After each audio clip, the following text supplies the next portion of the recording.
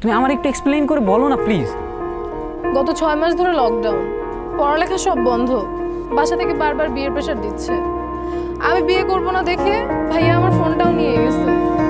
2বার ছেলেপক্ষ দেখতে আসছে, আমি রাজি হইনি। আজকে আমি অনেক কষ্ট করে লুকিয়ে তোমার সাথে দেখা করতে আসছি।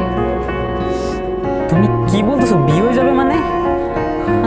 আমার তো মাথা কাজ করতেছে না। আমি কি করবো আমার বলো, আমি তোমার বাসায় গিয়ে কথা বলবো? তুমি কি কথা বলবা? তুমি এখন স্টুডেন্ট। তাহলে আমি কি করবো? আমি তো কিছু বুঝতেছি না, আমার কি করার আছে আর?